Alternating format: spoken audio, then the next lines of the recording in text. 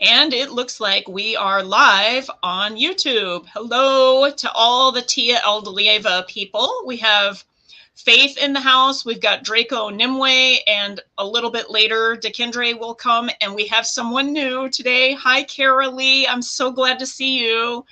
I'm Calantirniel, and Dave Woosley is over off on the side. You'll see like the little icon for the... Buenos tardes, or buenos noches, depending on where you are. Yeah. Yeah. So, and what we're really saying is Valima, Isilnaroialë, which is this is the rare event. Dave, when is our next Isilnaroialë? Like, we don't have one again for a really long time. Is that correct? The reason is that the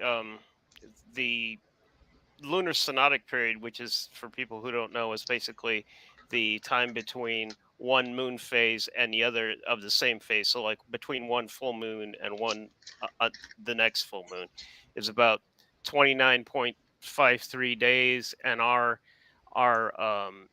we divided the year into 12 parts, so it's like 30.43 something. Right. So basically, it has to fall within that slot in order to be two full moons in 1 month. However, you have to calculate the moon's orbit. So we need special software for that. So it's difficult to tell precisely when the next one is going to be.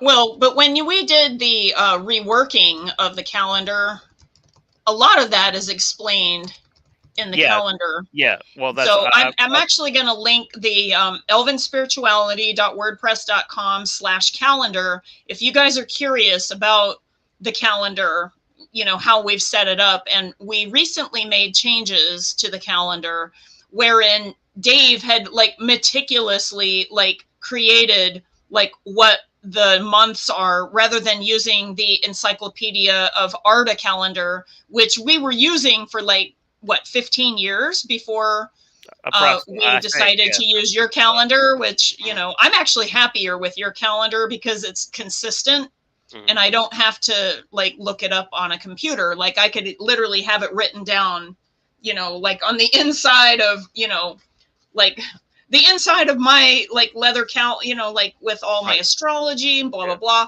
I can actually write the Elven calendar down just from the website. And then that way I have it with me and I don't have to worry about it. But the article has all the holidays. It has all of the reasons why we chose the dates for the holidays. And we tried to keep it Tolkien legit as much as possible. And, you know, we try to tell you what came from Tolkien and what came from us and what comes from astronomy and what comes from, you know, like, so there's different things with that. And the reason for that is because Tolkien didn't cover all contingencies and there is some missing data. So you have to use logic to take what the lawyers would call the preponderance of evidence to get the best solution. Right. Christy made it. Yay, Christy. Awesome. We're kind of waiting for Dakyndre to pop in. He's one of our board members, and if he doesn't show up soon, I'm going to start the ritual. But, you know, I thought that like we would take some time. So today I'm going to be using my Kindle for the symbols because we were writing this particular ritual from scratch because we literally had never done this one before. In the past, when we had an extra moon, we had a completely different system. So we had a completely different document for that. And even then, like maybe did we use it twice in like what, you know, the 18 years or something that we had. I mean, it was like an incredible amount of time. Like we hardly ever celebrated that particular moon. And so one of the reasons that we changed it was because this way, the way that we have it now, we actually acknowledge the realm of fairy on Nos Na Lothion, which is the birth of flowers, which is kind of the Elven Beltane. And there's reasons for that from the Legendarium, which are also in the calendar link that I shared earlier. And we did a video on it, and Dave has also done a white paper, and it's all in the link if you're like curious about that. So Dakyndre, where are you? So we're going to get started here if, Dakyndre isn't going to come. But meanwhile, I'm going to go ahead and add to the stream here. I'm going to at least show the Starflower so that we can all tune in on that. So I'd like you to receive the energy of the Trientalis Borealis, that is the Starflower. Receive it into your energy. And if you want to, like, imprint it in your water that you're going to be drinking for the ritual. If you don't have water, just imprint it in your body somehow, and we can pretend that you're drinking, like, by holding your hands and tipping up when it's time. And by the way, in the astrological sense, this moon is in Pisces and it's conjunct Saturn. So there is a big releasing element of this particular moon, and it is designed to release anything that has been very heavy and burdensome and for like chronic, like a long time. Okay, because Saturn resonates with all of those things. Okay, so we can let go of old, like, say, burdens, responsibilities, all of those types of things. But it might feel kind of weird when you're doing it. Saturn resonates with heavy energy. It can also be pretty sad sometimes. So if you find yourself really sensitive and even teary-eyed, you're okay. I just wanted to tell you, there's been a lot of people that have said something like that to me even before the ritual tonight. So I'm letting everybody know. So, okay, we're not seeing Dakyndre. So you know what? I think I'm going to get started. And if he comes in, that's great. By the way, Dakyndre is working today. And he said that he would come into the chat because he has to be quiet at work, so he wouldn't be able to, be here and talk and have all the sound going and all of the stuff like that. So no worries. I'm going to take this down now, and we're going to stop the screen on that, and I'm going to align where I'm like larger than Dave, and it's only so that we can have you see like the Kindle that I'm holding so that you can see the symbols. Okay. Later, when we're going to be doing the ritual part, I'm going to be uploading. Oh, hi, Dave. How are you doing? Dave Cruz is in the house. Okay. From Beyond the Strange. I'm really happy to see him today. Thank you, Dave. I'm so happy to see you. Happy full moon.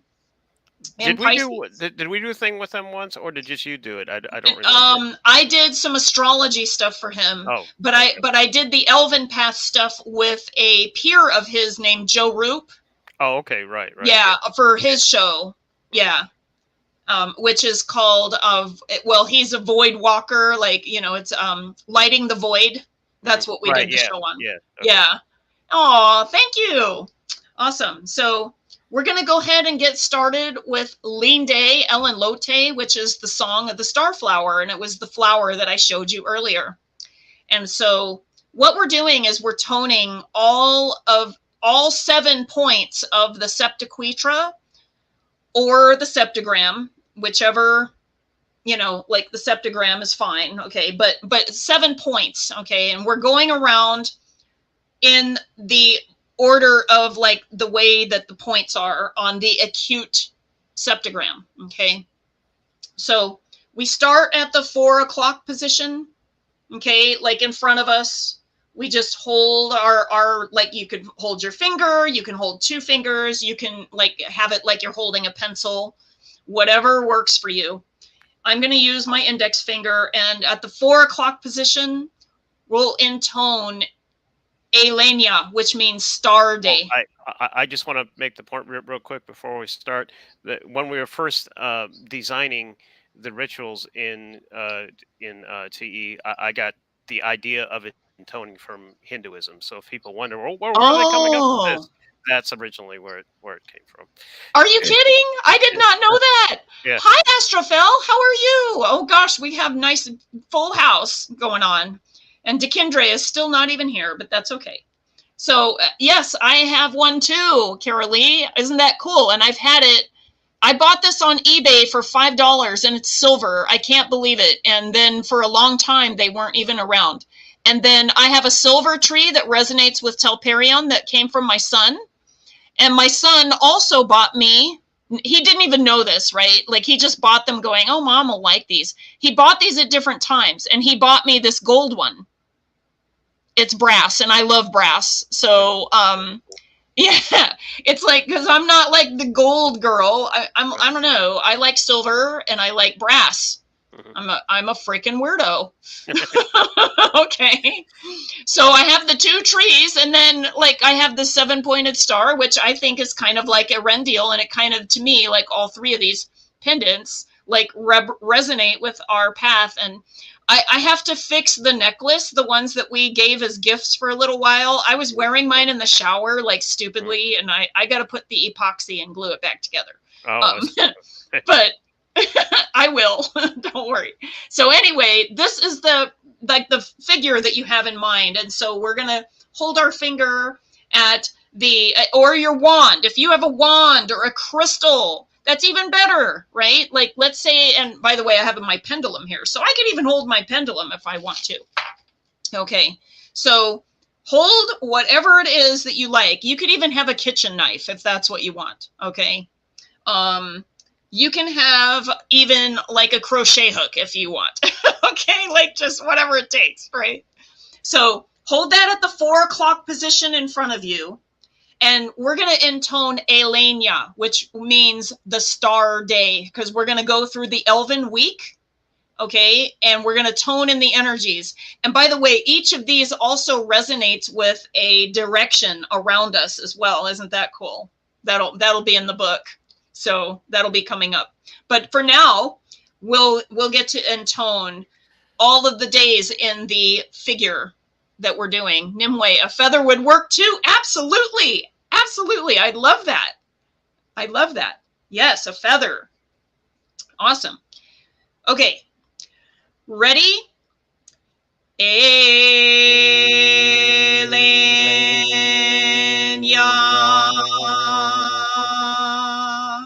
Okay, we trace our finger over to the 8 o'clock position and we intone Anaria, which is Sunday.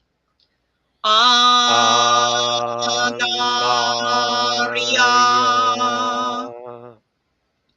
Over to the 2 o'clock position, we intone Isilia, which means Moon Day. Isilia.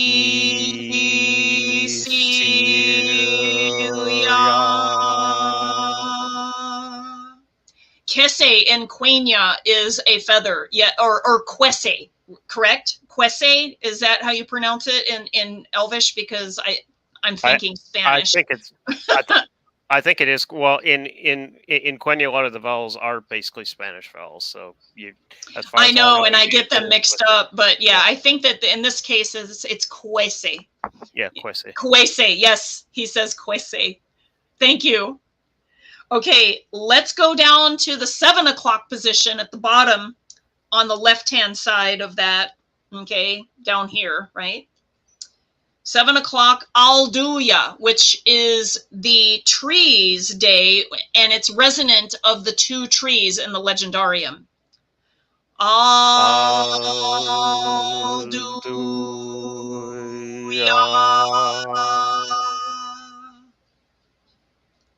And then we go up to the 12 o'clock position at the top, and this is resonant with Millennia, which is Heaven's Day.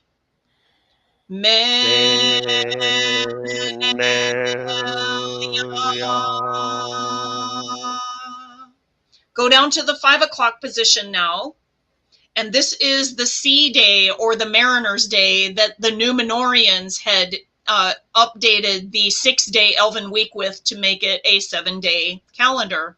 And that's what we do because it's easier with our system as well, because we have a 7-day week. This is Earenia.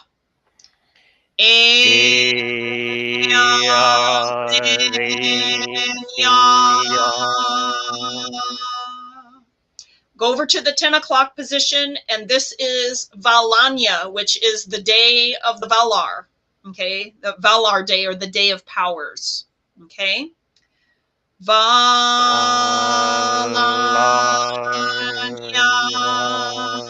And now we go back to the 4 o'clock position because we're closing the septagram, okay? And we will intone Arda, which is the earth. So all of this had like come, and then Arda is the ending, and the way that it, like, it's all resonant. And I forgot to intone Eru at the beginning, so we're going to have to fix that. Okay. We will intone Arda. Arda. Okay. We forgot to do Eru at the beginning, so we're going to do Eru now, okay? And then we will say Ea, okay?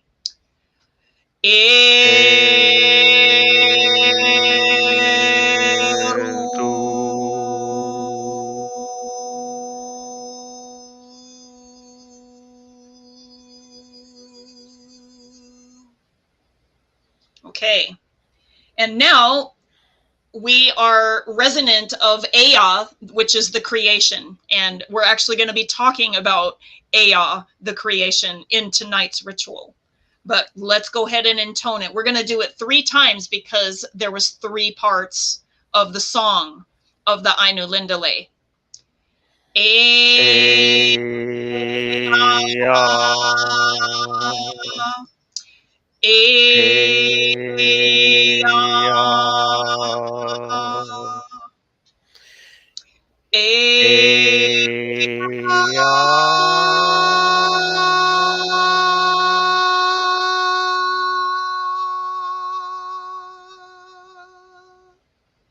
Now we're going to call the directions and call in the Valar that we're working with. And they're already here, but we're acknowledging them. Okay. So this symbol here that you see, it looks like a Y, kind of a cursive Y. These are Tengwar. And this particular one is resonant of east. So if you can face the directions, you can totally do that. This one is east. If you want, you can face east. Draw the Tengwar in front of you. Hold your hand in what Dave calls the fear not mudra, okay, which is just your hand closed and facing outward, and it seals the energy. We intone Roman because that means east. Roman.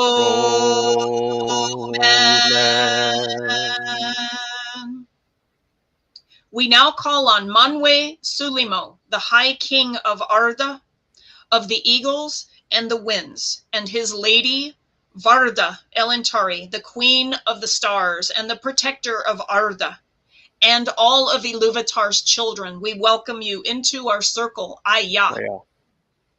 Okay, if you want, you can now face south, and this is the Tengwar for south. This is called Hjarmen. Okay, we draw it in front of us. Okay, and if you can't turn around, that's fine. Just visualize south, okay? Put your hand in the Fear Not Mudra. We're going to intone Hjarmen. Hjarmen.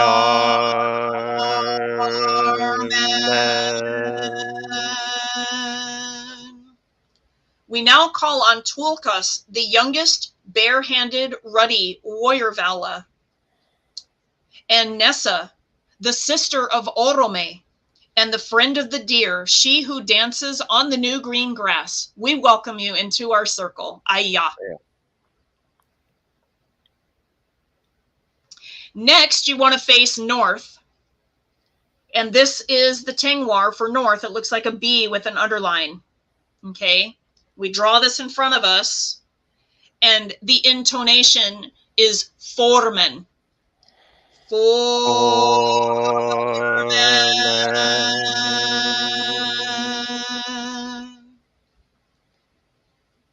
We now call on Isilnaroialë, the smith, who dwells in the ground, the Vala of the mining and crafting of metals and gemstones.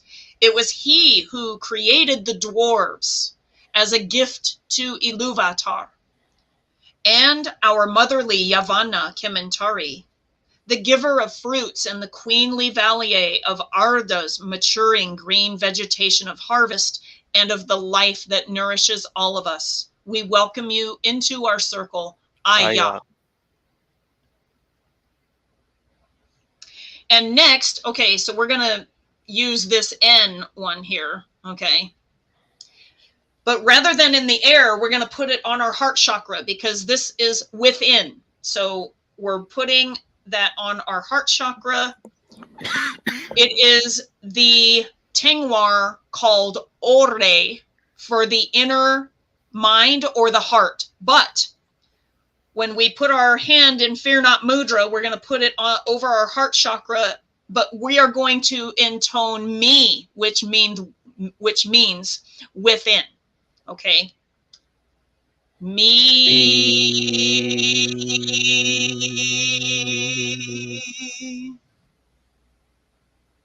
We now call on the hunter Vala Orome, the lord of the forests, he who loves the elves and wanders all of Arda on horseback with his horn, and Vana, the ever young and vital, she who aligns with the flowers and the new plant growth. We welcome you into our circle, Aya. Aya.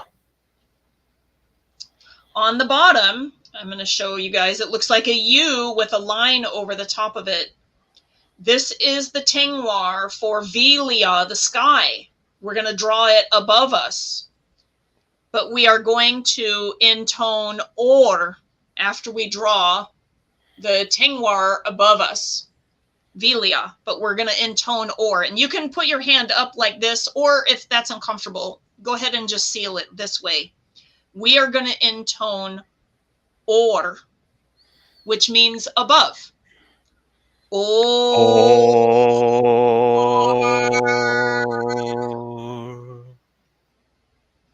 We now call on Irmo, Lorien, the Vala of the high light gardens, who nurtures our goals, visions, and our dreams, and Este, the gentle, the Valier of rest, sleep, and healing. We welcome you into our circle. Aya. Aya. Now we want to go under us, and this is the Tengwar. It looks kind of like Roman East, but it has an extra tail. This one is Arda, and we're going to draw this under us. But rather than intoning Arda, we're going to intone Undo, because that means below. Okay, so let's draw this Tengwar under us. Okay, I'm tracing it over here. And then we're going to intone, and we can hold our hand in the Fear Not Mudra, like parallel to the floor. And we'll intone Undo now. Undo.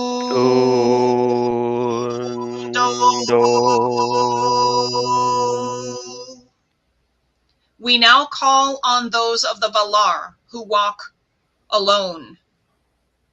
Ulmo, brother of Manwe, the powerful and protective Vala of all of the musical waters of Arda, our earth.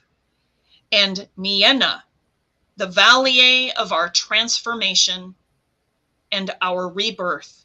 It is she who cries tears that intensely cleanse and restore all forms of fear, pain, and hurt that have come before. We welcome you into our circle. Aya. Aya. Last, we have West. Okay. So you'll notice that it traveled from east to west, and it made kind of a loop when we were doing that. That's deliberate. Okay. West, it looks like an M with extra curl, and it's pronounced Numen. So we'll make the M, and we'll hold our hand in Fear Not Mudra, and we'll intone Numen now. Numen.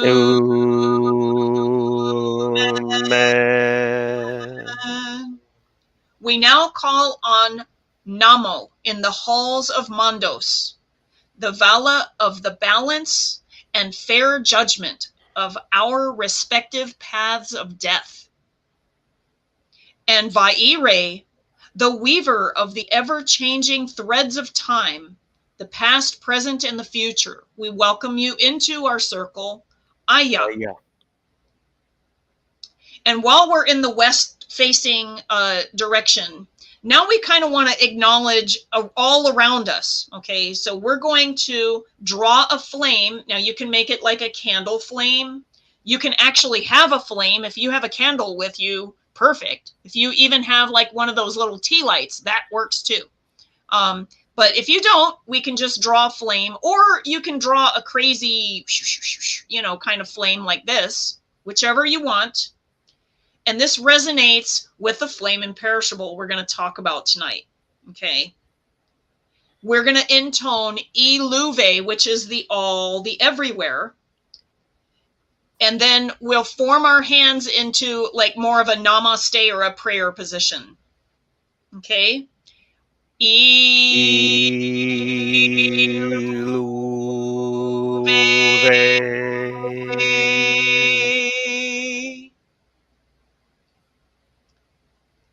acknowledge that we are one with Eru Iluvatar, as well as the spirit of Christ consciousness for anyone who is Christian that is joining us today. We feel the flame imperishable within us in this circle of our celebration on this night of the full moon of the flame imperishable, Laita. Laita. Now I'm going to upload the ritual like that we were typing last night so that people can see. I wanted to upload this first, but the symbols were too small to really see well on the screen. So we're going to do it this way instead.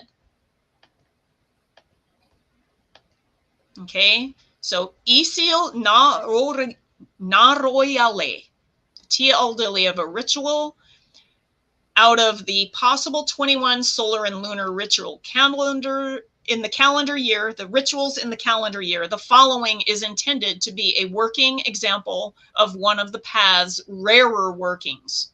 Before the actual founding of TLD in 2005, two of the original founders, Calantirniel, that's me, and Nathan Elwin, that's Dave, deeply collaborated for hours via telephone to create, with Professor J.R.R. Tolkien's foundation set forth in the Legendarium, a workable yearly calendar for its practitioners to pause and reconnect with the cosmology and the energies, as well as formalize our intentions for the next cycle. With Calantirniel's ritual structure experience through her archetype familiarity arising from esoteric studies, combined with Nathan's immense knowledge base of the Legendarium and his technical prowess for micro-sifting even this seemingly smallest detail, they painstakingly built and at times rebuilt the correspondences so that the energies would never conflict with the Legendarium material. It is not claimed that these calendar correspondences are the only way, and Nathan proves this with his later work in the sister group, Il Salunte Valion. But these correspondences have proven in practice an excellent calendar that have been used successfully by Tia Eldelieva for many years now. During 2021 and 2022, after legally becoming a nonprofit spiritual organization, Nathan had discovered ways to enhance the Elven calendar and made it even closer to the Legendarium than before. So enjoy, dear readers, and in this case, dear participants, because you're here. Okay. This ritual will be honoring the flame imperishable, ever enduring, always there from the beginning of Ea, the creation of the one, Eru, until Daggerath, the ending of the creation, in which the song of the next creation will be sung again by the Ainur, which included the Valar and the Maiar, etc. Okay, but for the first time, Eru's creations, elves and men, are going to participate in the song. In the Legendarium, and you'll know this if you've ever watched our Isilnaroialë videos, we have those linked in our link tree. If you're ever curious, you do not have to do email opt-in. You can go right to the Isilnaroialë and watch the 3 videos if you like. We discuss the spiritual aspect of the Elven origin stories, the Elven cosmology. And the Flame Imperishable is not Ea itself, but a reflection that Ea, the creation, is alive and that is on track with Eru's unfoldment. So in other words, he made the creation, or he, she, like we don't know, Eru the one, right? He's called Iluvatar, which means all father. Okay. But the energy is, I would say, all one. Okay. And created Ea, which is the creation. But then there had to be like a symbol of what that is, a reflection of it, so that Ea could be like watched and just seen. Now, interestingly, the way that the creation worked, so it was in the void because he made the creation in the void with the Ainur. They were singing all of this into existence. So here is this flame imperishable now, and it's in the void. So we'll see here in the ritual that Eru Iluvatar brings this into the center of the world. Now, that could be the center of Ea, or it could be the center of Arda, the earth. And I mean, I guess it's a matter of interpretation there, and we can talk about that later. But whatever it is to you, the Gandalf is the guardian of the Flame Imperishable, and it's also known as the Secret Fire. And we're going to see more in part 3 below. So we had Linde Ellen Lote, we already did this, and you'll see that we didn't have because look at how small all of this is. See these symbols? Tiny, okay? And we even have the Kjorth on this. So if you guys are interested in this, we make it available for our patrons at the $5 a month level, I believe. Is that correct, Dave? Or is this going to be for everybody? Well, you mean this particular video? This document. As far as I'm concerned, it's for everyone because it gives a good explanation of what we actually do versus rumors and innuendo. You guys were feeling awesome today. We're feeling really generous and lucky today. So everybody that wants one of these can have one. You can just email me or send me a message. Linktree has all of our social media. You can email me at elvenspirituality@gmail.com. Like whatever it takes, and we will get you this document. Right now it's in a Word document. We can like create a PDF out of this for anybody that wants to like be able to read it on their Kindle, on their phone, whatever. It doesn't matter. So this is where we were acknowledging the directions, okay? And I did this already. So here is where we are now. Let us now celebrate the rarest of all of the elven full moons, Isilnaroialë, on this night. The Elven Spiritual Path aligns this rare moon with the Flame Imperishable, the Secret Fire, guarded by none other than Olorin, whom we also know as Gandalf. J.R.R. Tolkien tells us through the Legendarium, via the first book in the Silmarillion called the Ainulindale, the singing of the Ainur, we learn how the one, Eru, had begun creating his creation, and this was done by song. Eru created numerous beings, kind of likened to angels, called the Ainur, and imparted each of them with their respective part to sing, while simultaneously not knowing any other Ainu's part. Only Eru Iluvatar knew all the parts and wanted to hear all of the Ainur sing his song of creation together.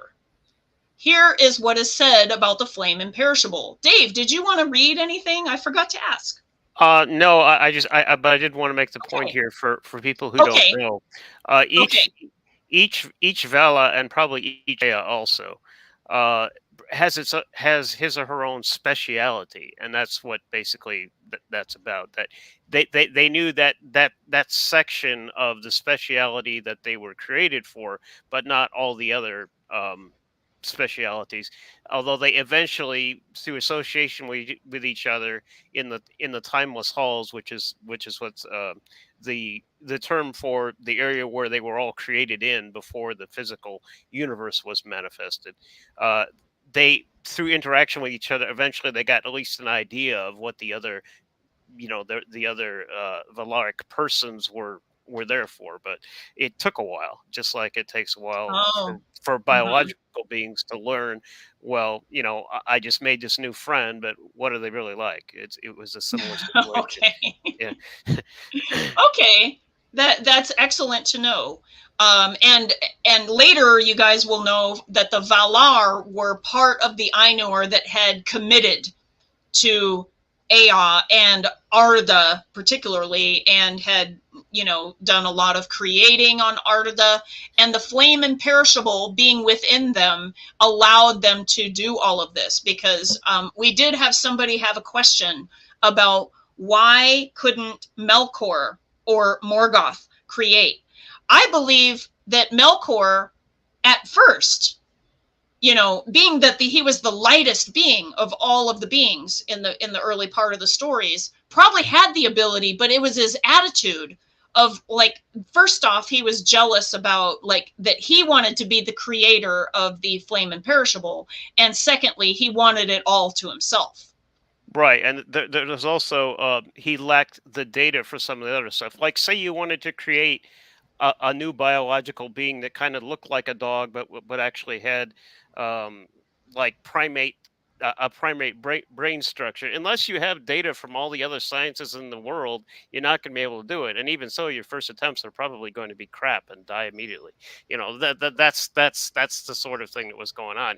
He also had the wrong attitude, but he lacked the sufficient knowledge to do something like that, to at least in the I way would that he wanted. imagine, yeah. Yeah. Yeah. So just having the light didn't necessarily allow him the part that would be his part, Right, meaning right. that, and so he was so furious about, like, and really, like, if he were just happy with what he had, because he was actually the lightest of all the beings, like, he could have still been the lightest of all beings. Right. And instead, now he literally has no light at all, because Yeah, well, of the devouring nature of this spiral downward. And now, not without a lot of damage to Ardada, okay, like, that we're still actually living. He is now in the void until the ending of the third song, and there's something to learn from all of this, but right. we're probably getting ahead of ourselves a little bit. There's an essay in History of Middle Earth, Volume 10, which is called Morgoth's Ring. The essay itself is called Notes on Motives in the Silmarillion, and it discusses Melkor's motives, basically. And originally, Uru had created him to be second only to Uru himself, in the sense of actually starting new things, generating things, making things. But because of his attitude, it went the other direction. Right. But Right. just like somebody may be born a genius, but they turn into a meth head. Well, there's not much you can do about that. Well, okay. And I mean, that's an interesting, parallel there.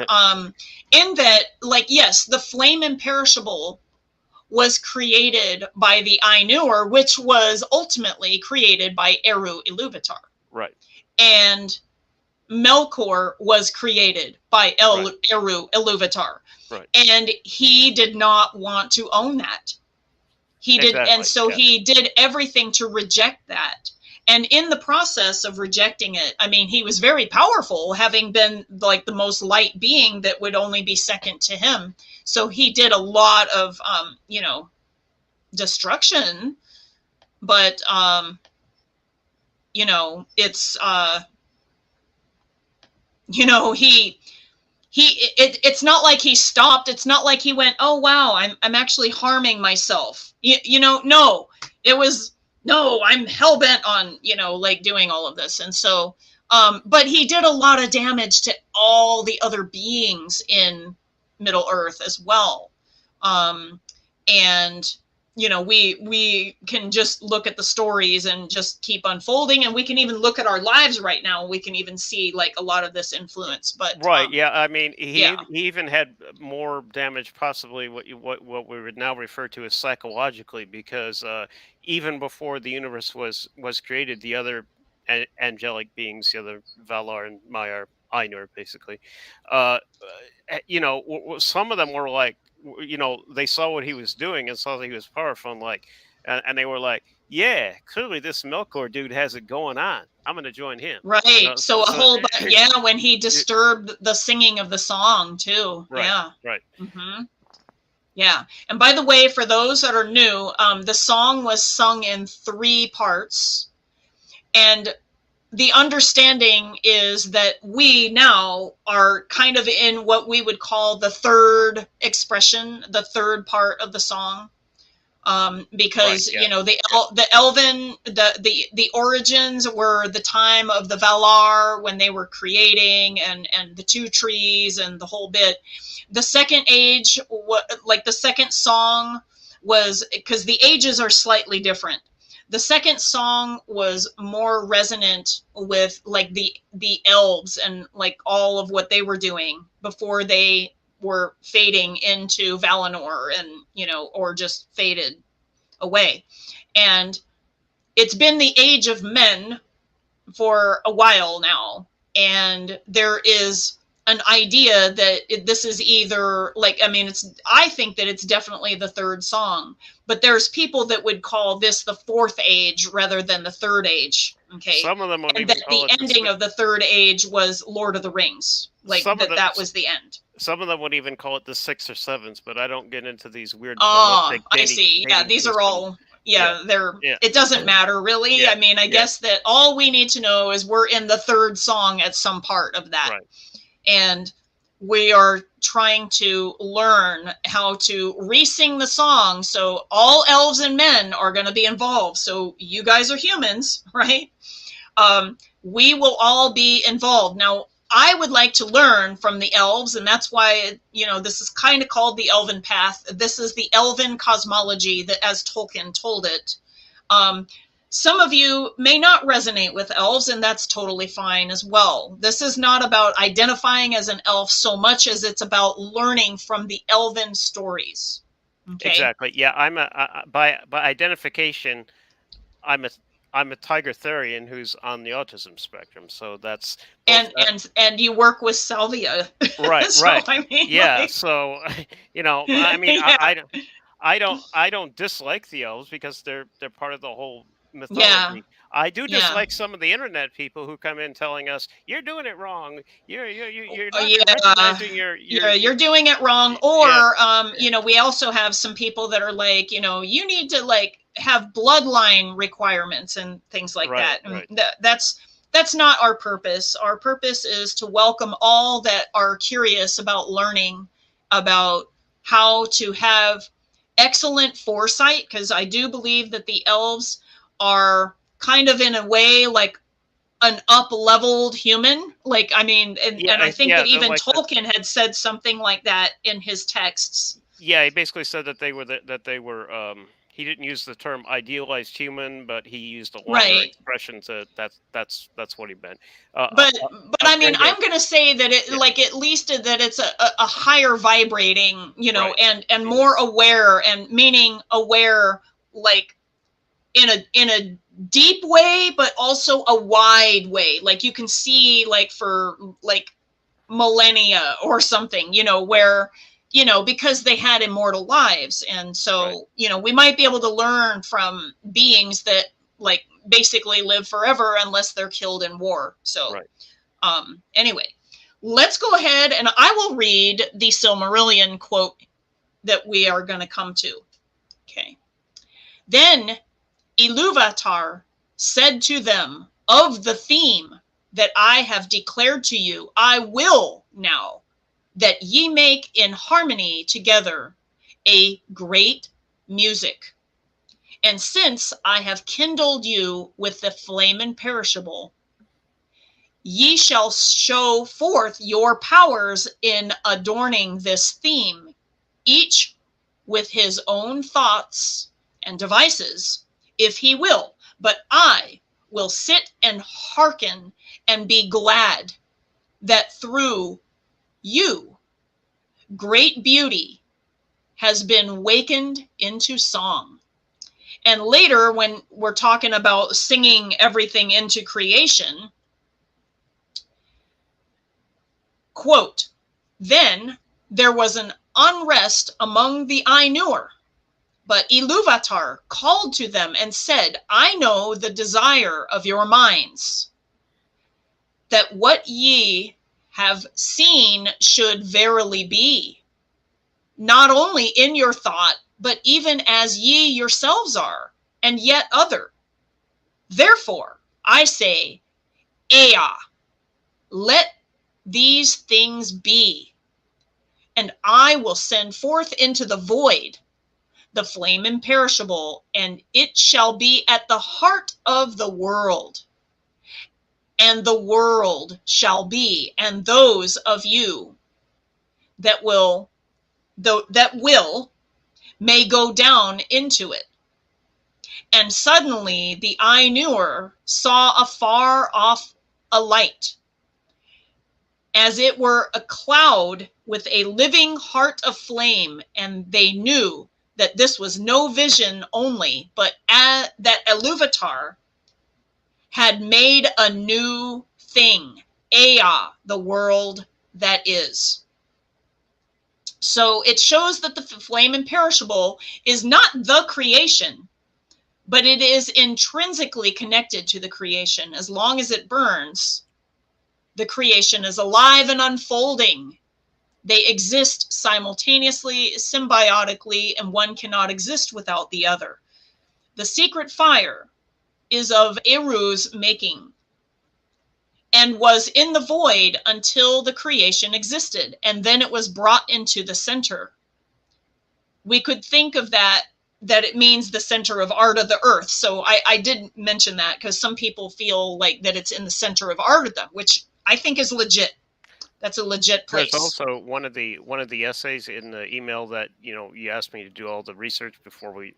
Yes. Oh, that's right. Because it wasn't Tolkien, but there are other people that have interpreted Tolkien. Yes. One of them came. It was from one of the Tolkien studies volumes. I don't remember which one. I'd have to look back in the email, but they define it, which to me is useful definition. They define the flame imperishable or secret fire as the ability to create beings with souls. So not just like an automaton that doesn't have a soul in it, but a thing that have a soul, and that's something that's kind of unique, Very interesting.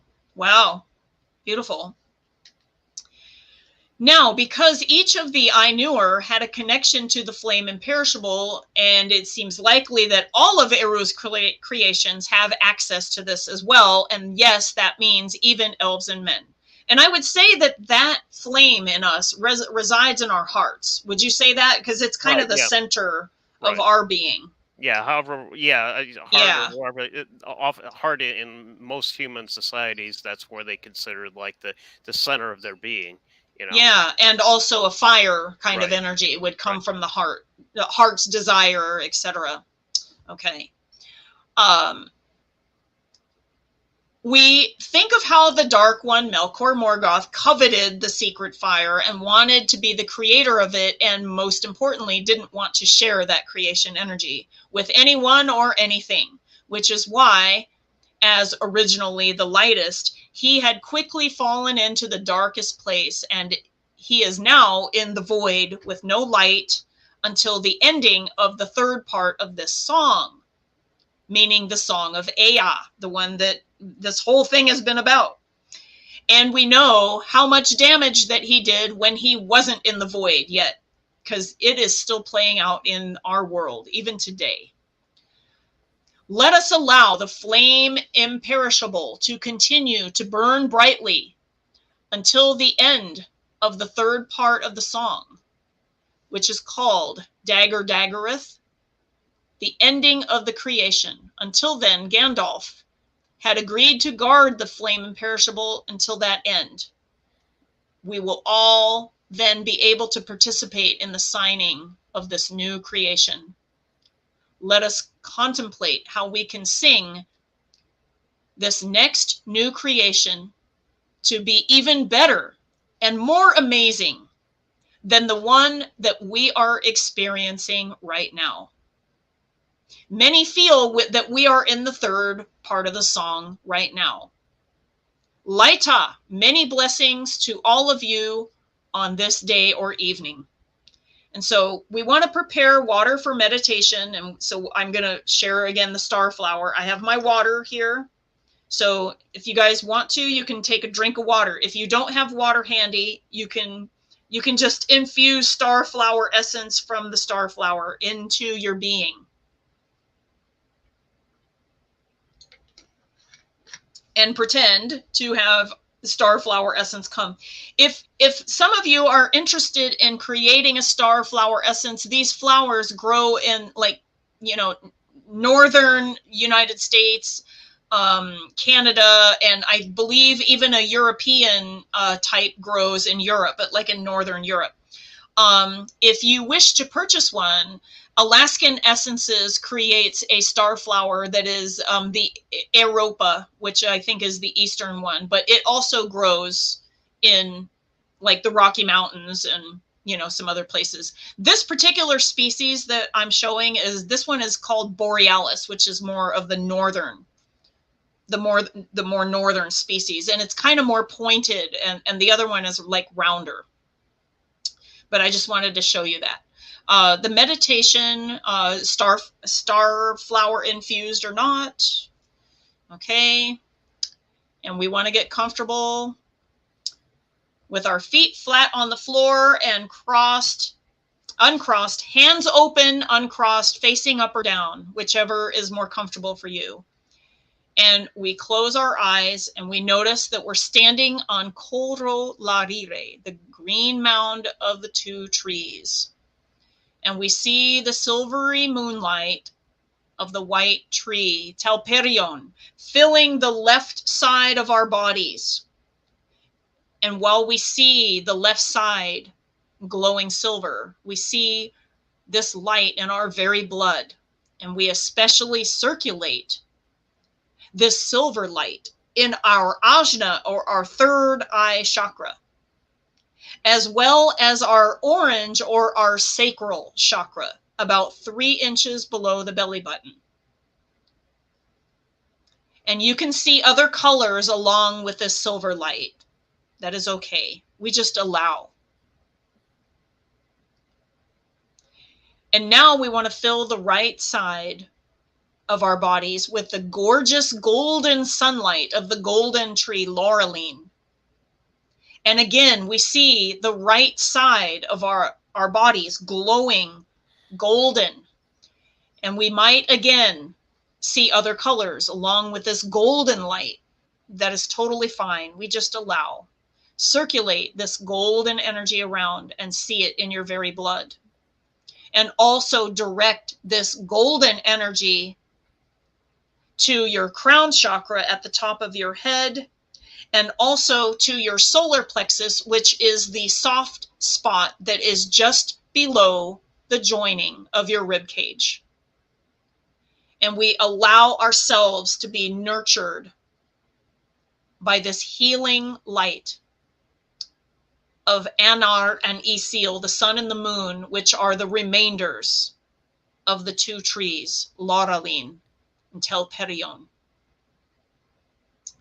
Next, we want to feel our tree roots. Okay, so like if you can imagine your feet turning into roots and rooting all the way down into Arda, into the center of Arda.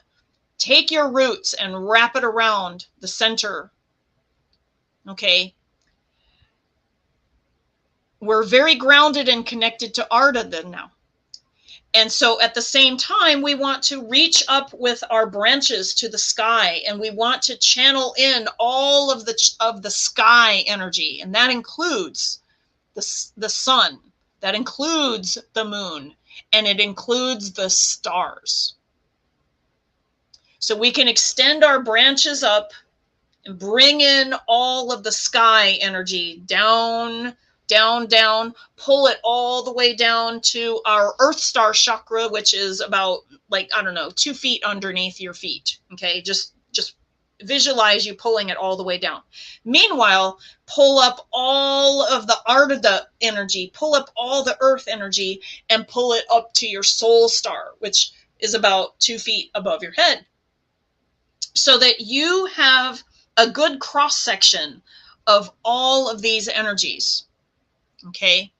And what we're going to do is we're going to run it through each of your chakras, and we're going to clear out some stuff. But before we do that, we need to, in the middle of where the roots are for the tree that you made, we're going to make a grounding cord. And what that is going to do is it's going to be a drain.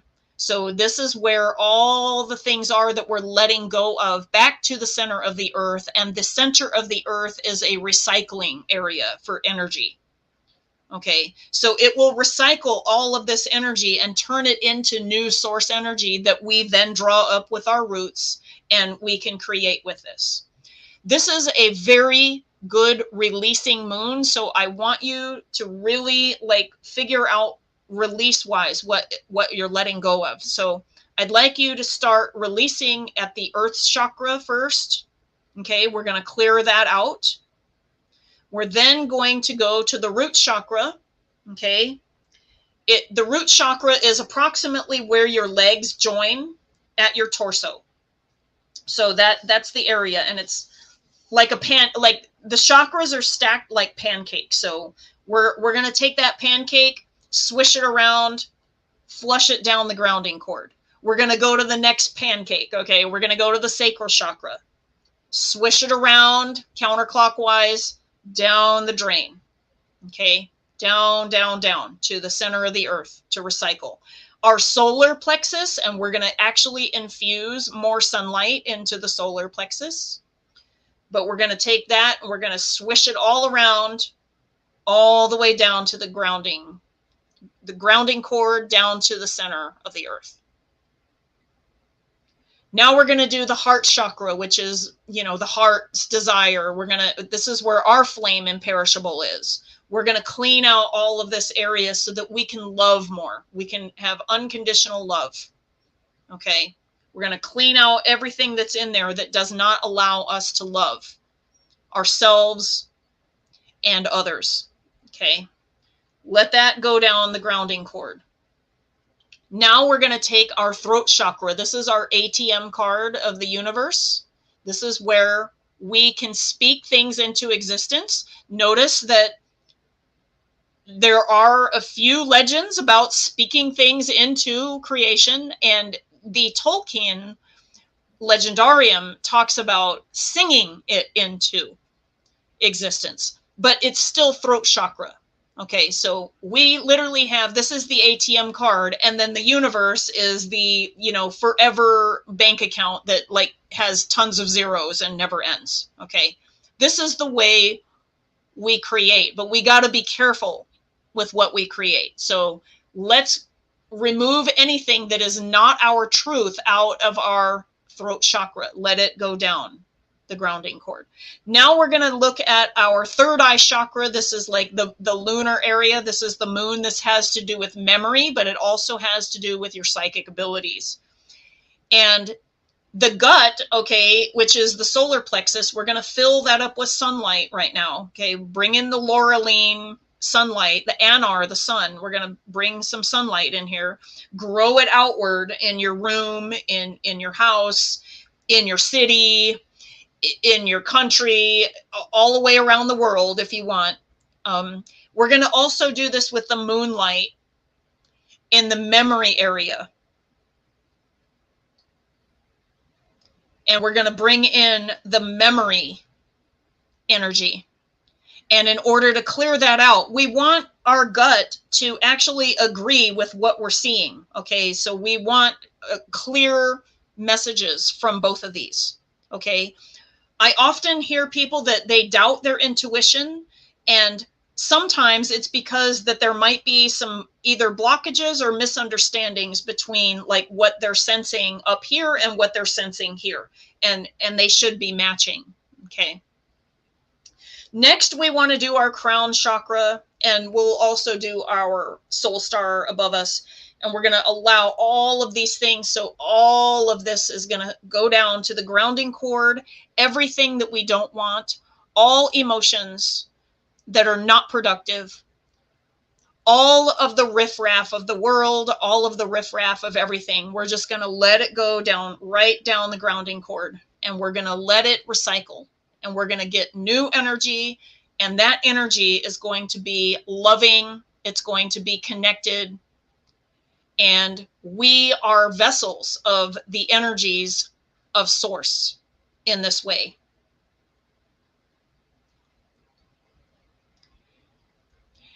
Just as the trees had a symbiotic relationship, we can also fluctuate the silver light and emphasize the silver light on the left-hand side of our bodies. We then can fluctuate and then shine the golden side of the right side of our bodies. We can feel these energies fluctuate and allow things to flow.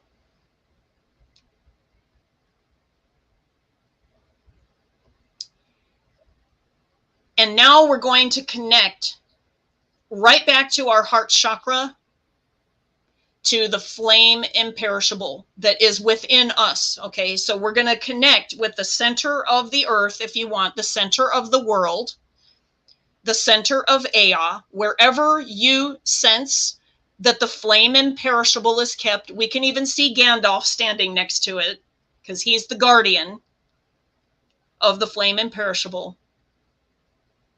And we're going to witness that the flame is still burning. It's still vital. It's still going. And then, because we have a piece of that flame in us, we're going to look at our heart chakras and we're going to see the same flame. We're going to see that it's opening and it's just really burning, and it's also very vital. Okay. And let's just like kind of bathe in that energy for a moment, where we realize that we are a reflection of all of the creation, and each of us has a really important part of this creation. None of us, according to Eru Iluvatar, none of us are more important than the other. Now, there might be like, you know, some people have some special gifts that like we make judgments on. But in Eru's eyes, we are all important for our gifts that we bring into this creation. Just as all the Ainur had their own special part, we have our own special part as well. And even at the end of all things, even at the end of that third song, we have a part in that.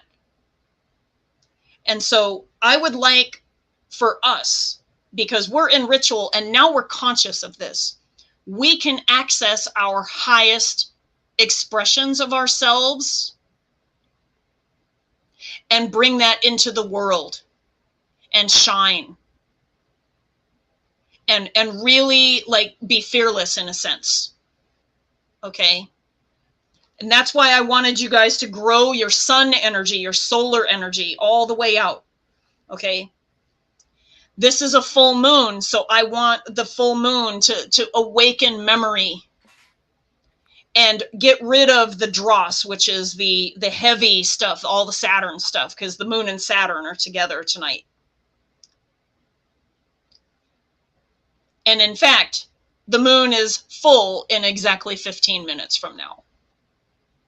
Maybe it's like 20 minutes, but we're very close right now.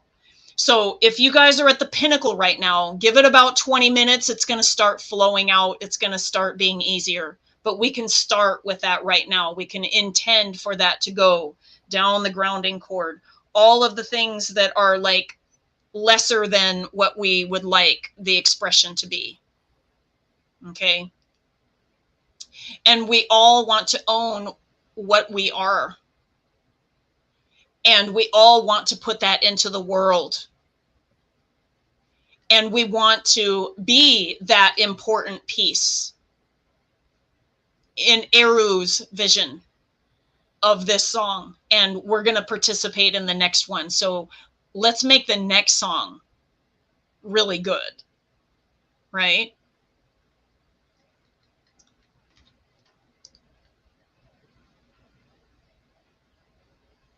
So I'm going to allow us to bathe in this meditation for, and I'm going to ask the pendulum how long the fire should go.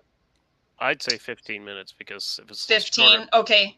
the shorter people might not be able to get it. I understand. So we're very aligned right now, and the fire noise is designed to get you thinking about, like, what is it that you want to let go of and burn in the fire? Just put it in the fire, let it go. What is it that you want to bring forth and birth into the world that is you, that is only you can do? And Eru knows this. Okay, you exist because you're supposed to be here. Okay, and even when we go, because by the way, men are mortal, the last time I looked, we still have a gift even at the end of it all. And the men go directly to Iluvatar according to the Legendarium. So it's kind of a mystery what's going on with that. But the part that's not a mystery is, how can we be our best selves? And I would like for us to think about that. And I'm going to start the video, and I will set the timer. Okay, thank you, Dave. We're going to do it for 15 minutes. So I'm going to do that right now. Timer. So I have 15 minutes in the timer, and I'm going to, and we'll stop sharing this right now. And I'm going to get the video for the fire.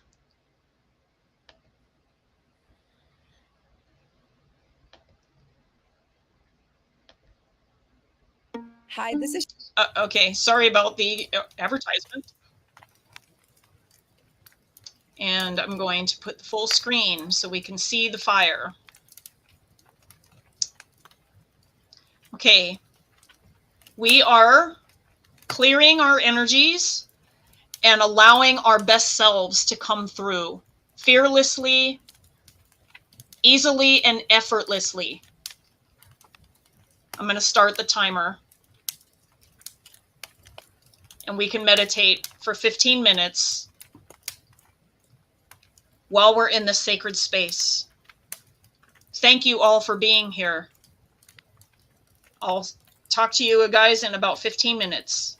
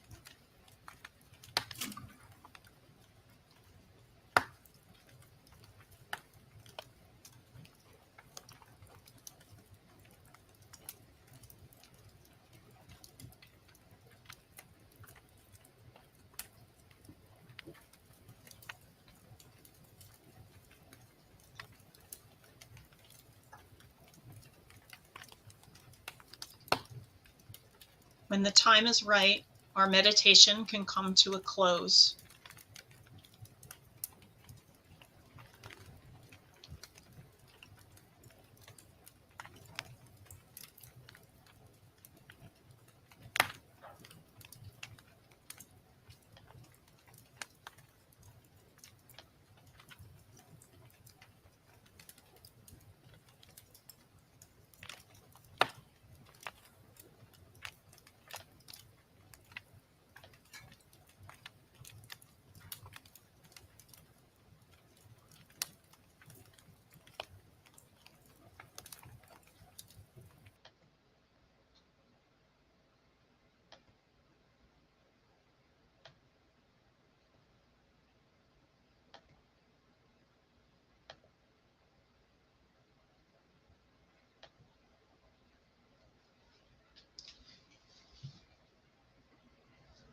We want to thank all of the Valar and the Maiar, or Elven guides, and the Flame Imperishable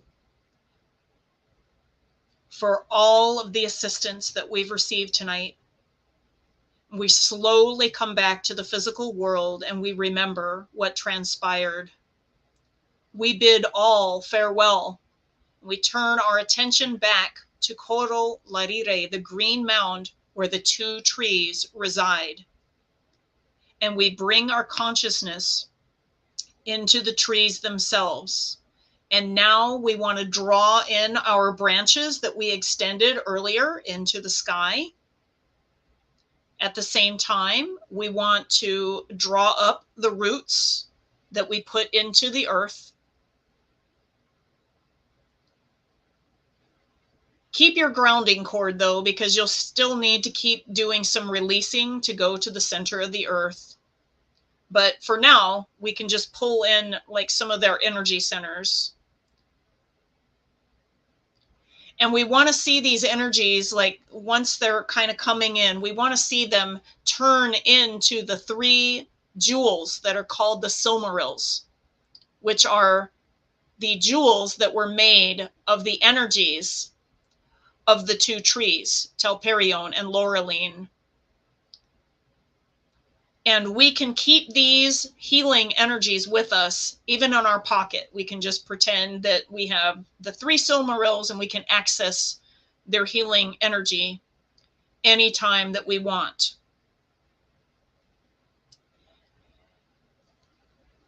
Our work is done. We acknowledge the existence of Eru Iluvatar, the all that is, the one, and the Flame Imperishable while we are in circle. And for those who are Christian who are attending tonight, we want to also thank the Christ Spirit for being with us in our circle.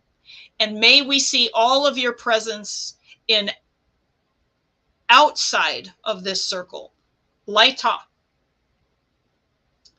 Thank you to all of the Valar, and in particular to actually all of the Valar, because they're all here. They all resonate with the Flame Imperishable. They all made that commitment to Arda and to Ea for being here with us. We want to thank them for carrying out in spirit our work done here tonight. Laita.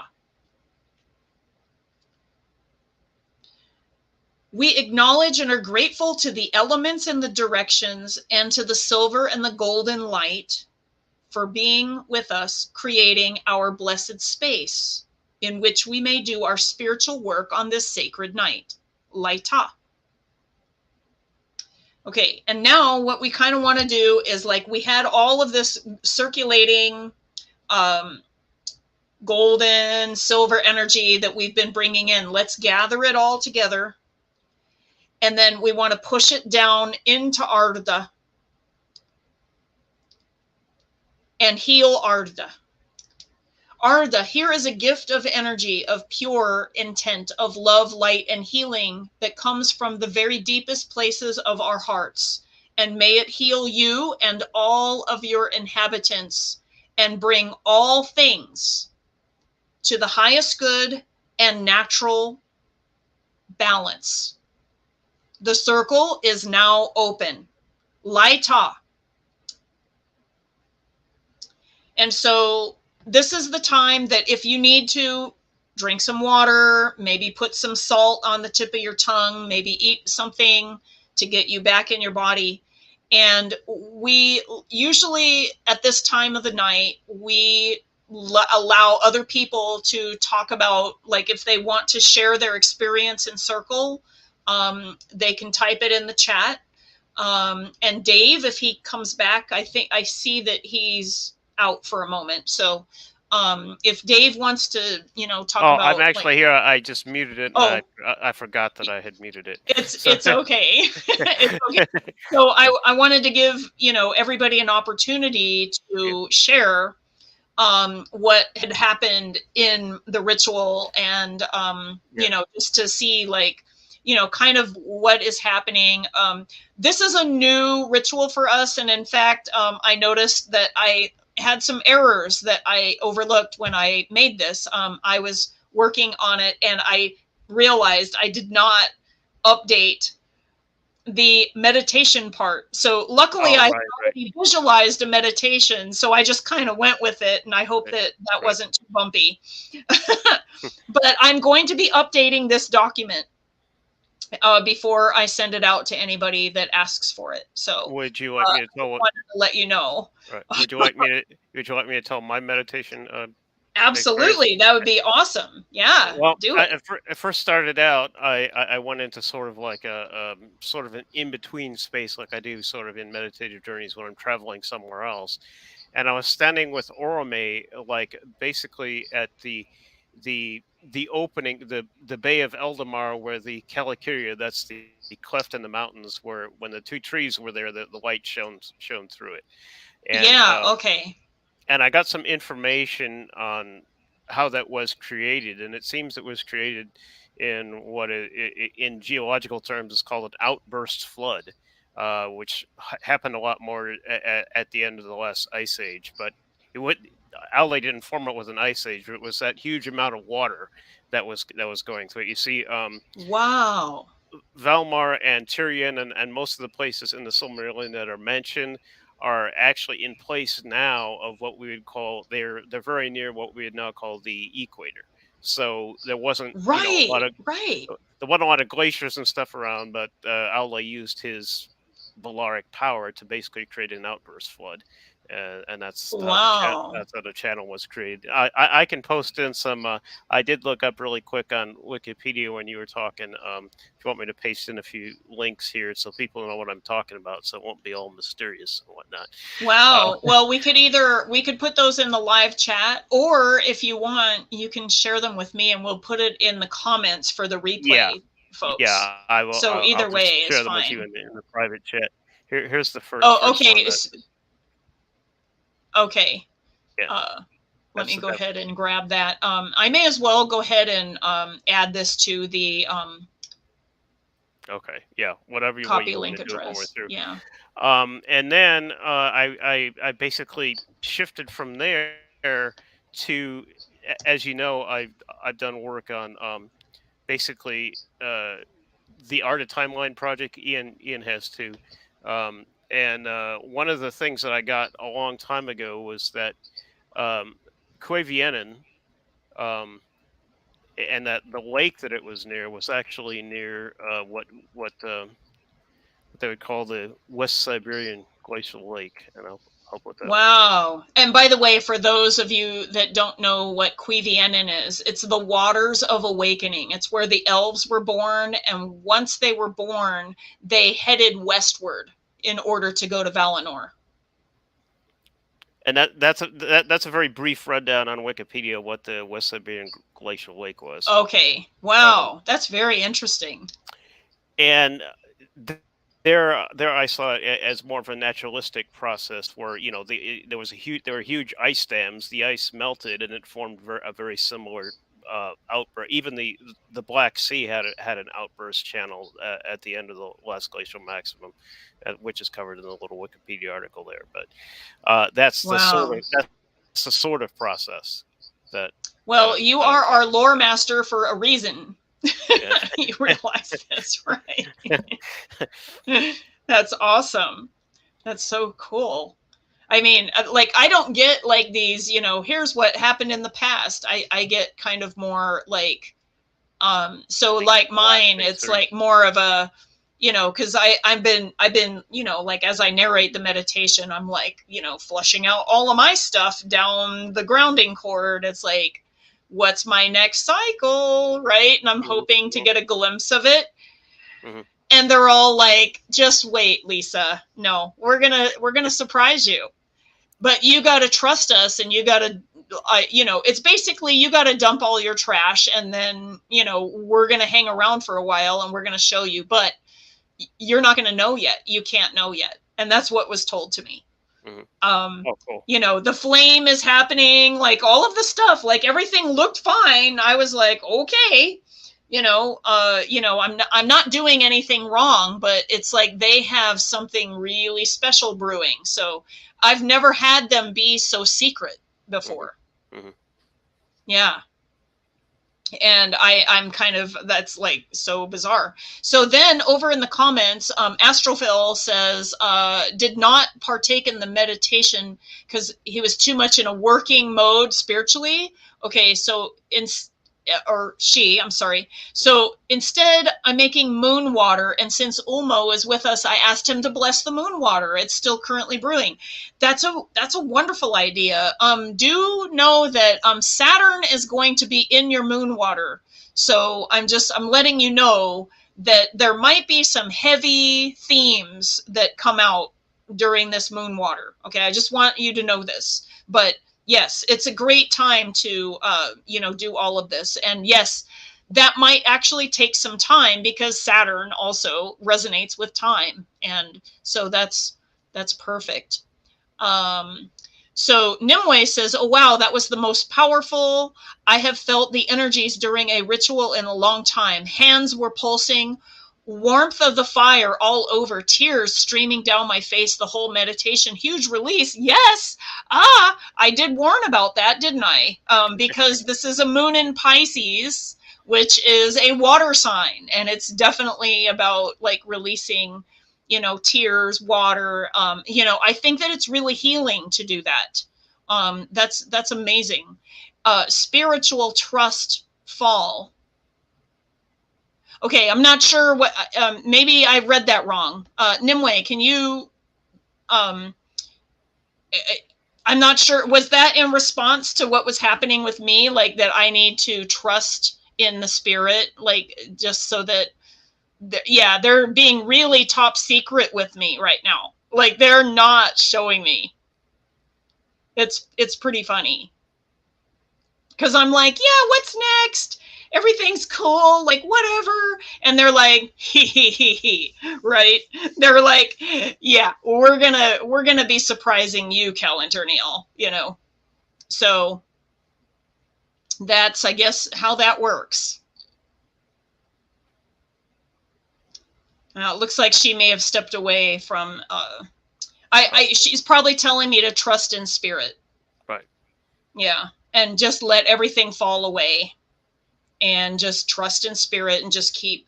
And by the way, all my card readings have said death and rebirth, death and rebirth, death and rebirth. Okay. So, in regards to what you said, what's going on with you, it sounds like the trust fall exercise. Oh, I see. Okay. You're going to have to tell me about that. I'm not sure about what, or can I Google that? Trust fall exercise. I don't know about this. By the way, Kara Lee, so Dave, she says that she is a wolf therian. Oh, interesting. So you're tiger therian. Yeah. Or as I call in the Malayan language, Harimau Jadian, I think. But I'm not. Wow. I'm not a Malayan speaker, so I may be murdering it. Faith, it's if you fell asleep, I mean, and that happens sometimes, maybe you were doing some seriously deep work that you couldn't be awake for. You might be releasing even more than what you realize. And sometimes spirit says, we want to take a big piece out, and it's going to, you know, like we just need to knock her out, right? So that they take more, so that you don't be, you need, okay. Don't be, you need it. Oh, yes. And sometimes that happens. And the reason that it can happen is that if you have so much to let go of, and Vera Faith, I know what you're going through because you've been typing to me. You've had a lot emotionally going on. Okay. Spirit needed to take some off of your load. Okay. And so probably said, we're just going to put you out. So don't feel bad about that. Like you probably, as Kara said, you probably needed that to happen. Okay. So don't feel bad about that. And that's usually a sign that you're going through a lot of stress when you're falling asleep during meditation, like that you need to let go of a lot of stuff. So, Wolf Therian, I'm trying to find her comment. Here it is. Wolf, Therian, Elf, Valkyrie. Okay, awesome. Okay, and the Valkyrie energies, I could see how that would combine with some of the wolf themes. Okay, I could see that. That's very interesting. Kara Lee, if you are interested, we actually have some PDFs that you might find really helpful. So you could message me on Instagram because I think that that's where you found us.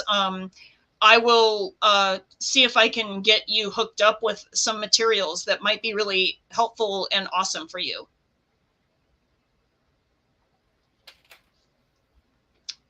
Tia Eldalieva, the Elven Spiritual Path, Hawaii. That is Dakyndre. I use the meditation process to work with a new fire tending technique using breath meditation to grow the flame imperishable energy and intensify the flame. Released preconceived time belief patterns. Wow, that's amazing. That's amazing. I'm going to be asking probably about that, Dakyndre. Okay, I need to know about this. And Nimue says, you can Google trust fall and get what I meant. It's a physical exercise, but I mean it in a spiritual way.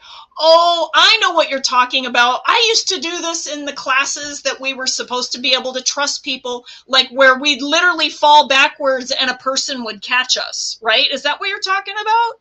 But rather than a person being back there, it would be spirit catching us, right? Is that what you're talking about? Kara Lee says, saw an old guy face, surprised that he saw me. Guy had a gray mustache, bushy. Maybe that was Gandalf? Because Gandalf is it might not have been, but Gandalf is the wizard, and he is one of the Ishtari, and he is the one that guards the Flame Imperishable. So I just thought I would mention that. But it might have been one of your guides or something too. So, and she says, yeah, excellent. Yeah, Kara Lee, write to me on Instagram and I will share some information with you that I think that you'll really appreciate. I'm not allowed to talk about it on, public videos. Okay, it's something that I can write to you privately about. Thank you, Nimue, Faith says. And thank you, Dave, for that insight. Wow, there is a reason that you are the lore master. Well, this one specifically comes from Tolkien, but it's like I said, it's shamanism combined with the preponderance of the evidence and my way that I use logic. So, there you are. That's very awesome. That is very cool. And Nimue says that's exactly what I mean. Okay, yeah, like where it's like that you just have to trust spirit and just let spirit take care of me, right? So that's fine. I'm okay with that. I'm going to keep up on my meditations. I've been doing a lot of clearing meditations, reprogramming meditations for particularly in the area of abundance and wealth and some health, but I've got my health pretty good dialed in now. I've got a lot of things that I'm still working on, but that one is going in the right direction. And I do have a lot of resonance in relationships. I feel like a wealth feeling in relationships, but I would like to translate that to other you know, I'd like the wealth energy to translate into like monetary things more like than, you know what I'm saying? Like just that. And it's supposed to be easier than people, actually. That's what Louise Hay says. And, maybe I never had any luck with it. I'm just saying. It's like, you know, that's really cool. I mean, I'm willing to do the work. I'm okay with this, right? So awesome. Carolee says she will. Okay, so she'll contact me. Dave, I want to share with her the things that you shared with me, like the Therian stuff. Oh, okay. Like yeah. So that's really cool. So as far as I know, I was just gonna say, as far as I know, this is the first other Therian that was interested in Tolkien at all that I'm aware of. You know, most people come in and say elves. You know, they're in the elf camp, and that's understandable. Yeah. I mean, I'm sorry, but that's understandable.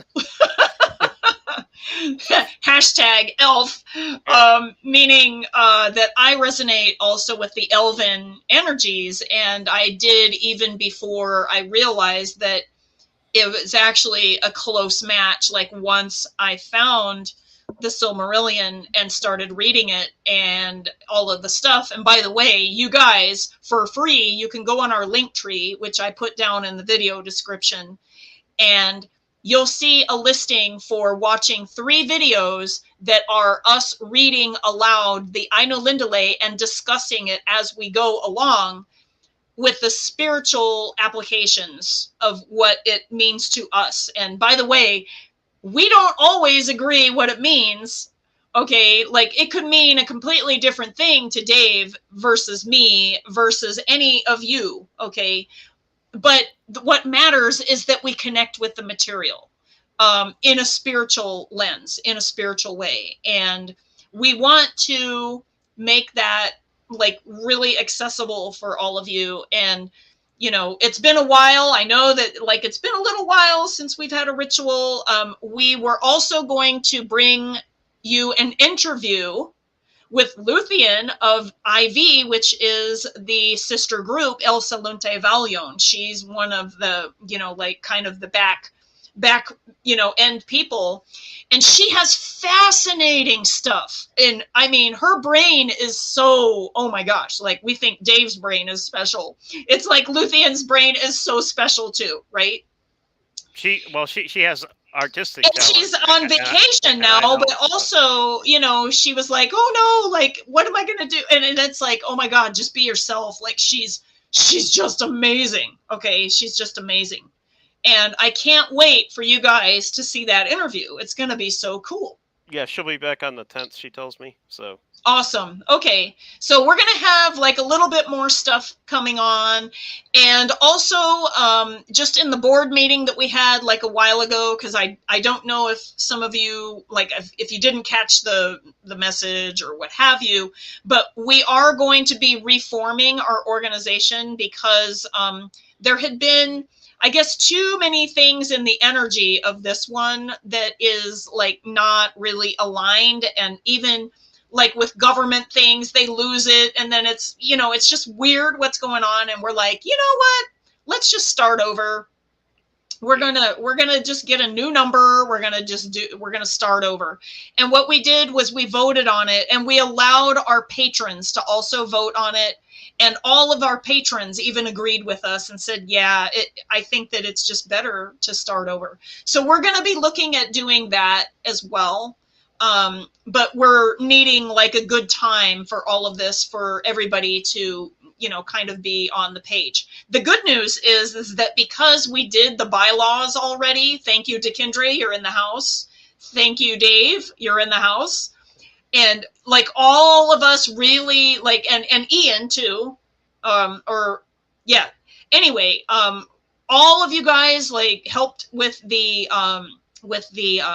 bylaws, so that we have pretty darn bulletproof bylaws now. I mean, the bylaws before, I mean, they were, you know, they were pretty like they were boilerplate kind of, and it was really hard to form those to what we were doing. But then I didn't realize that there was so many like loopholes in them that could allow somebody to take over and just say, I speak for Iluvatar, so all of you guys have to follow me, and they could just step in and be a, you know, like a cult leader, and that is never what we wanted for the Elven Path, ever. The way it was written, I didn't realize it, you know, until Dakyndre, I believe, was the one that found it out. But it was like, yeah, you could say, you know, I'm receiving messages from a higher being. The rest of you must either fall in line or go. You know. Yeah, and we've seen too many cultish type of Elven paths, even in the past, like. You know, remember Eldolande? I mean, do you remember like all of the ones that were like, you know, hey, I'm the big poobah and you guys have to like totally follow me and I'm the only one that has any visions that are worth a crap, you know, those kinds of things. And yeah. Which for me is privately funny because the elves as represented in Tolkien's Legendarium, that's exactly the opposite behavior that they would do. So, you know, if we're that and like I'm like knock knock. By the way, I don't think elves would do this. You know, knock knock. Yeah, what would the elves do? That's always been, you know, like I remember when Ray was alive, bless his heart. By the way, the moon's in Pisces. He was a sun sign Pisces. So this would be my husband that helped me like get started reading the Silmarillion before I found Dave. And like he was the one that really helped me open up to the Tolkien, like if you will, you know, paradigm, the energy of it. And it was so just mind blowing for me, like to read the Silmarillion. You know, I always was attracted to, like the movies and and even the books. And like, I enjoyed The Hobbit when I was a kid. I didn't get to read Lord of the Rings, you know, right. Like, and I, you know, I just got busy in my life, but my kids wanted to go see the movies. So I was like, okay, let's do it. And then I'm like, oh, wow, this is amazing. And then I'm like, man, I got to read Lord of the Rings. And then I marry, you know, Ray, and then Ray, who was a total Tolkien guy, says, you need to read the Silmarillion. And he was right. Look at where I am right now. This would not be happening. And Dave and I would never have met each other if Ray didn't tell me to read the Silmarillion. And literally 2 weeks later, I found Dave. And really, it took Dave how many years to find me? Like about 30 years, right? About 30 years, yeah. I mean, realistically. Like I would say that Dave was the original practitioner of the Elven Path, but he kept it to himself. Well, because if you mention it, people say, are you crazy? That's just fiction. You must be out of your mind, you know. Okay, Astrophel and Kara, if you guys are interested in materials, i.e. PDFs, send me a message. We can help you out. We can get you some electronic versions of those that are like only for our people that like directly reach out to us, if you get my drift. Yeah. Because we have, we should tell Astrophel about the Silmarillion enlarged, right?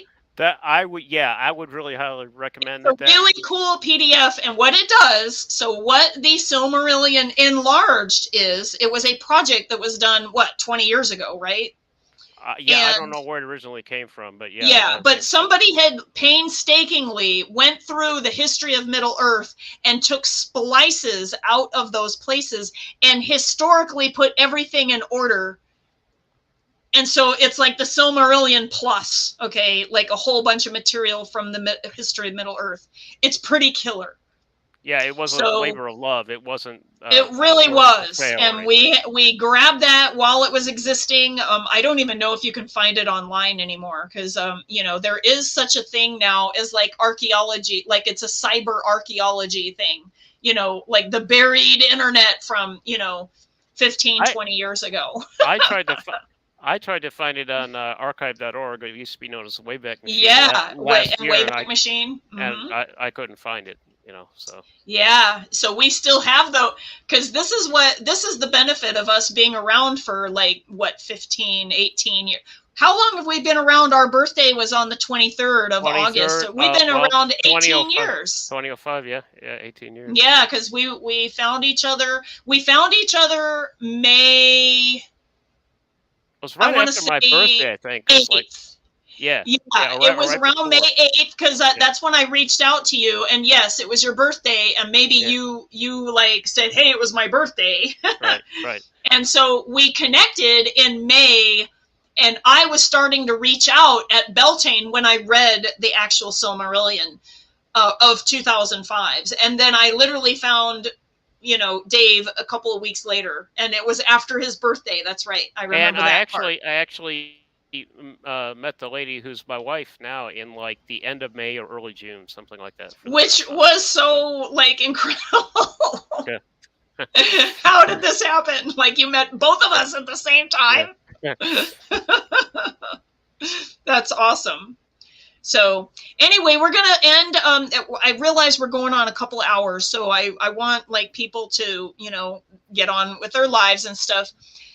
Kara Lee, send me a message on Instagram and maybe with your email, and Astrophel, send me a message, or you can just send it directly, elvenspirituality@gmail.com. That's me. Okay. I will answer it and I will get you guys some stuff. And I'll be happy to tell you what stuff in the email. So, excellent. Yep, they want it. So, yep, we're going to hear from them. So, I want to wish everyone Valima Isilnaroialë, which is the Elven full moon of the Flame Imperishable. This is the only one we're going to have for a long, long time. So I'm glad that you guys are here. And all of you who are watching the replay, happy, happy, happy full moon. We're sorry that you couldn't be here with us live, but you are in our hearts. And I hope that the meditation and everything is just really, really wonderful for you. And just let us know either in the comments below. You can, contact me on Facebook and Messenger or on, Instagram or what have you. However you guys like contact me. We're willing to, entertain like what that meant to you and how that's brought maybe like an extra level of spirituality or joy into your life. And maybe have allowed you to release something that was no longer working. So I want to wish everyone a wonderful, wonderful night. Get outside when the full moon rises, okay? And for some of you back east, you probably already see the moon. But out here in the west, we do not have yet the sun down yet. But I'm going to be going outside. Okay. I'm going to go outside and see if I can see it, but considering the hurricane just moved over it. This is true. Yes, there is. this kind of thing called the hurricane. Yeah. Might be blocking the view of rare.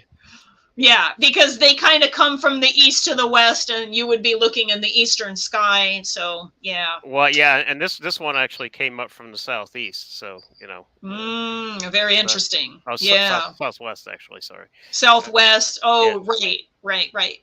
Yeah. Interesting. So, okay, you guys, have a good night. I'm gonna end the broadcast. Thank you. It's so nice seeing all of you. Yeah, thank you. Happy full moon. And we'll see you around, okay? Well, just stay tuned. Make sure you subscribe and hit that notification bell. Then you'll know when we go live, at least publicly, okay? Good night. Okay, goodbye. Bye, everybody.